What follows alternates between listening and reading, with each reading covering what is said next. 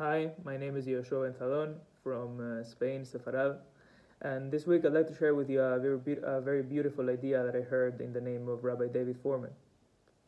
As we saw last week, Binyamin is framed by Yosef by placing the silver goblet in his sack, and Yehuda is faced with an option. Will he treat Binyamin the same way he treated Yosef back in the day? Will he sell him as a slave, or will he stand for him this time? As we all know, Yehuda gives this very impassioned speech in which he tries and he indeed saves his brother Binyamin from the hands of Yosef. So I'd like to analyze with you a few of the verses from this speech, and then try to compare them to another interesting passage from Tanakh. So the verse says, "Vanomer el Adoni, yesh lanu av zaken." We have an old father, ve'yeled zekunim katan, and he has a child of his old age. Ve'achiv met, and his brother died. Vayivater hu levado leimo, and he is alone left of his mother. Ve'aviv ahevo, and his father loves him. He later says, Ve'ata, and now, kevo'i el avdecha avi, if I come to your servant, my father, ve'anar enenu itanu, and the boy is not with us, ve'nafsho keshura ve'nafsho.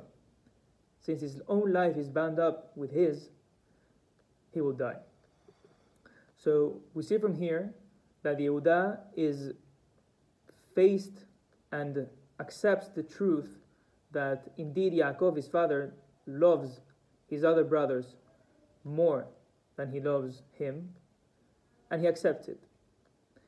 Now, this very interesting choice of words of Nafsho Keshura v'Nafsho appears another time in Tanakh.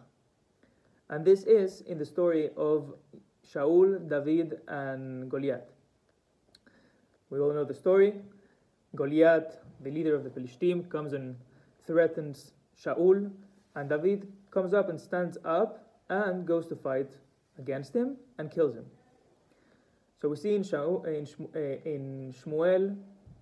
Perek 17, at the end of the Perek, he says, Uchshuv David me'akot ha'Pelishti. So when David returned from killing the Pelishti, Vaikach oto Avner took him, Vayivieo lifnei Shaul, and took him in front of Shaul, Verosh ha'Pelishti biyado, with Goliath's head in his hand.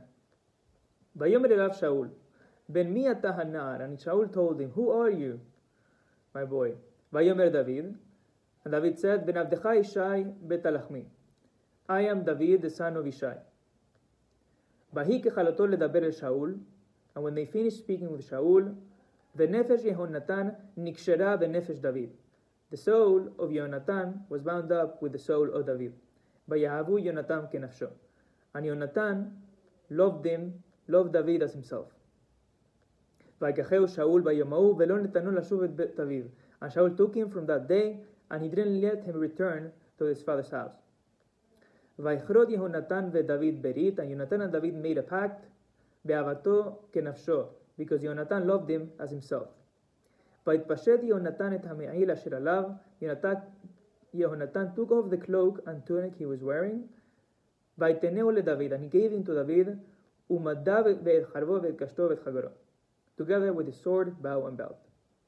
So, what is the relationship? We see this very interesting textual parallels between the story of Yehuda's speech and Yonatan, David, and Shaul. But what is this coming to teach me? So who is David and who is Yonatan? We know David is a descendant from the tribe of Yehuda, and Yonatan, on the other hand, is a descendant from the tribe of Binyamin. Now, when did Binyamin return and repay the debt that of what Yehuda did to him by saving his life, by standing up for his life? So, in this story of Shaul and David, we hear the ripple effects, not only the textual parallels of Benafsho Keshura Benafsho, but also we see in this story that Yonatan took off his cloak. Is there another time we hear about taking off the cloak? For sure. We know that the brothers took out the cloak of Yosef, but in that case, it was in a forced manner.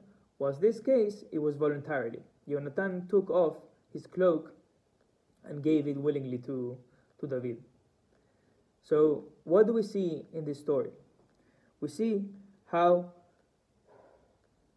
Yonatan, who is the next one in line to be the next king, sees how his lineage, his position as king is being threatened. Now Shaul has taken David as his son. He doesn't let him return home. And he knows that David is going to be the next king. Now, what is the heroism, what is the greatness of Yonatan that we see from here? So when Yonatan is faced with this great threat, he turned his back on his own welfare and loved his brother as he loved himself. He loved the brother of the other side of the family as he loved himself. So the great heroism that we see from Yonatan lies in the fact that he doesn't only remember the animosity that happened between the brothers, between Yosef and his other brothers before, but he remembers the greatness and the heroism also of Yehuda that stood up for his brother, and he does the same and repays the debt and reconciles both sides of the family, at least for a period of time, again. So with this message, may we take this lesson of love between brothers, and may we always strive for the shalom of our people. Shabbat shalom u'mevorach.